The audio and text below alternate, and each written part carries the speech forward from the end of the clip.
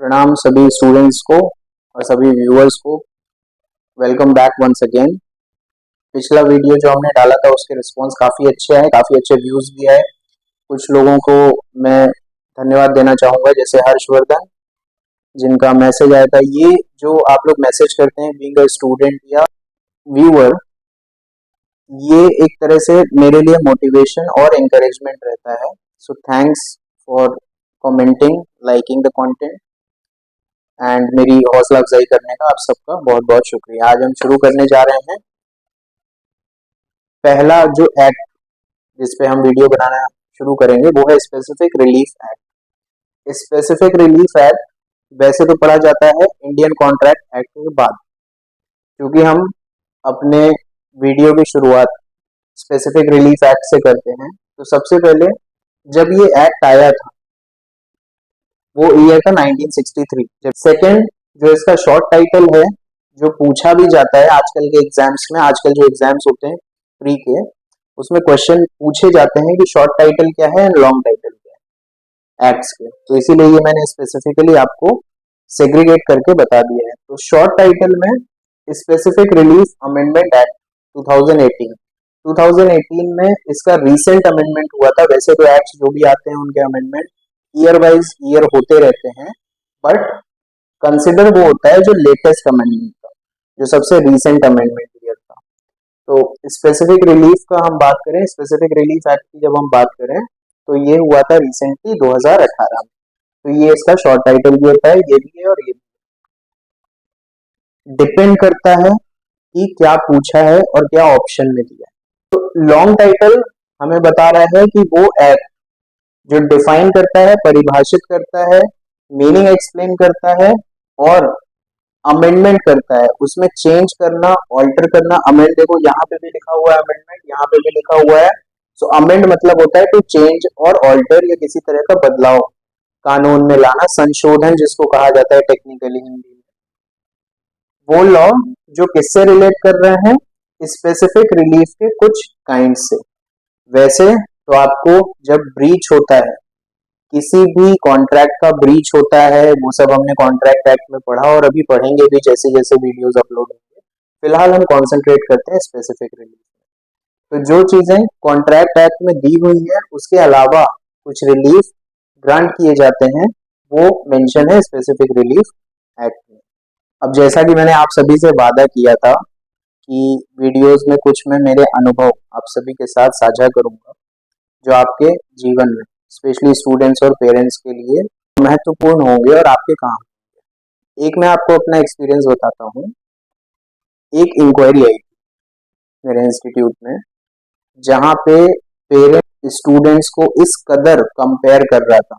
इस वीडियो के माध्यम से मैं आपको बताना चाहता हूँ कि कभी अपने बच्चे को कंपेयर ना करें किसी के साथ, चाहे वो आपके रिलेटिव के बच्चे हों या आपके कलीग फ्रेंड के बच्चे हों, क्योंकि इसको कंपैरिजन से बच्चे के मनोस्थिति में जो प्रभाव पड़ता है वो ठीक वैसा ही प्रभाव पड़ेगा जिस प्रकार मैंने उस पेरेंट को जवाब दिया था। मैंने उन पेरेंट्स को बुलाया अपने कैबिन में, उनको समझाया कि ये क्या तरीका है, क्यों इस तरह से आप अपने बच्चे को कंपेयर कर रहे हैं।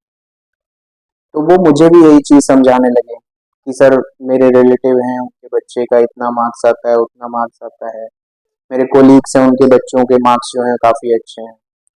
वो सुन के मुझे अच्छा तो लगा, ठीक है जिन बच्चों के मार्क्स आ रहे हैं उसमें कोई बुरी बात नहीं है, बट क्या जिस बच्चे से आप उसको कंपेयर कर रहे हो, तो क्या सिर्फ मार्क्स ही वो पैरामीटर है जिससे हम बच्चों को जज करेंगे? तो मैंने उनको बताया कि पूछा कि सर आपकी एज क्या है।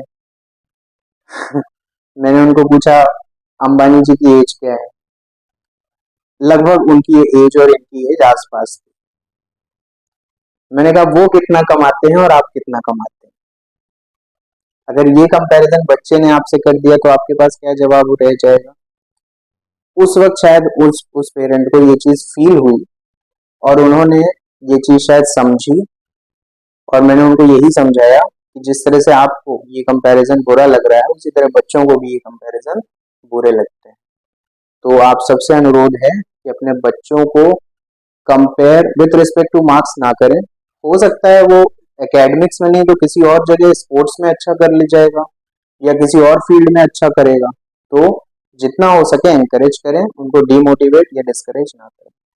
देखो, बीइंग जुडिशियरी एस्पिरेंट हो या सिविल सर्विस एस्पिरेंट हो, या जिंदगी के हर पड़ाव में खुद को मोटिवेट रखना और एनकरेज रखना बहुत बड़ी बात होती है।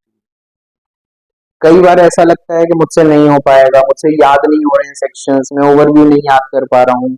यकीन मानो, जैसा मैं आपको गाइड कर रहा हूँ आप वैसा ही करो, एंड खुद को मोटिवेट करने के लिए खुद से बड़ा मोटिवेटर और कोई नहीं हो सकता है। डू नॉट एक्सपेक्ट कि आसमान से कोई आएगा और आपको मोटिवेट करेगा।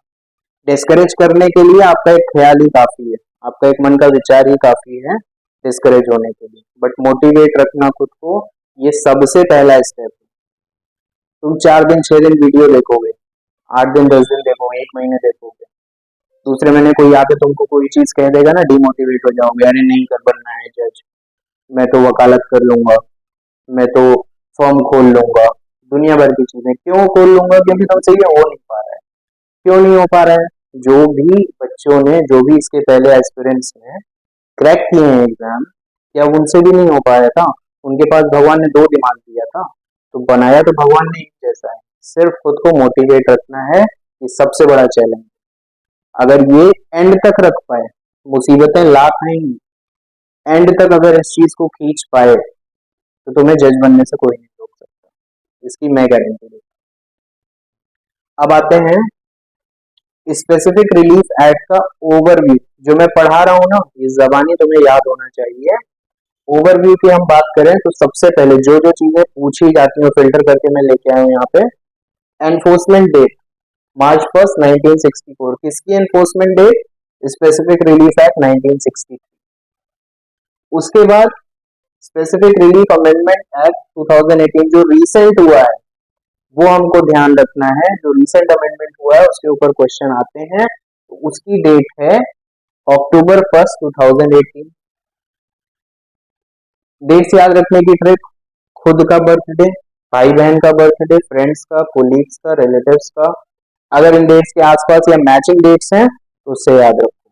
ट्रिक्स एक हद तक काम आएंगी, उसके बाद जितनी बार तुम ये पढ़ते रहोगे तुम्हारे दिमाग में सेट हो जाएगा। राइट? अगर मैं आपसे सवाल पूछूं कि sun rises in the dash, fill in the blank, अपने आप मन से जवाब आया ईस्ट। क्यों? क्योंकि ये कॉन्सेप्ट हमने जिस एज में पढ़ा था ना, तब हम पास होने के लिए नहीं पढ़ते थे, तब हम नॉलेज के लिए पढ़ते थे। उसी तरह से ये सारे फैक्ट्स हैं। और जब आपको करियर जजशिप या एडवोकेसी में बनाना है, तो ऐसा तो नहीं है कि इस साल पढ़ा और अगले साल ये फैक्ट्स चेंज हो जाएंगे, फैक्ट्स तो वही रहेंगे। तो पढ़ने की आदत इस तरह से डालनी है कि एक बार जो पढ़ लिया दिमाग में सेट। कोशिश करना शुरू कर दो, एक टाइम आएगा जब ये भी हो जाएगा। एनफोर्समेंट डेट बाकायदा पूछी जाती है, पीवाईक्यूज अलग अलग स्टेट्स के आप चेक करो, उसमें दिया हुआ है, पूछा गया है। टोटल पार्ट्स कितने हैं? तो सिर्फ 3 बराबर। टोटल चैप्टर्स कितने हैं? 8। Total sections 44। इन 44 सेक्शंस में से 43 एंड 44 रिपील हो चुके हैं। रिपील का मतलब होता है फॉर्मल लीगल लैंग्वेज में कैंसिल हो चुके हैं, खत्म हो चुके हैं, खारिज हो चुके हैं। इनका रिपील डेट भी पूछ लिया जाता है 20 दिसंबर 1974, याद रखना। देन इसमें एक शेड्यूल ऐड किया गया है जो 2018 अमेंडमेंट से ऐड हुआ था। ये है इसका ओवरव्यू, ये है इसका लॉन्ग टाइटल, ये है इसके शॉर्ट टाइटल। इतना उम्मीद करता हूं कि आपको मुंह जबानी बिना देखे, न बुक न बोर्ड न वीडियो, आपको मुंह जबानी याद होना चाहिए। फिर आगे कैसे पढ़ाई करनी है वो भी मैं आपको गाइड करूंगा। Thanks for watching. अपना समय देने के लिए बहुत बहुत धन्यवाद।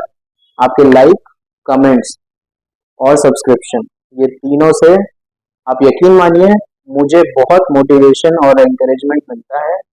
एंड अभी रात के लगभग 10 बज रहा है and I am still recording it. तो ये हमारे लिए बहुत बड़ा मोटिवेशन और इंस्पिरेशन है। उम्मीद करता हूँ आपको ये पसंद आया होगा। नेक्स्ट लेक्चर में मिलेंगे। Thank you so much. Thanks for watching.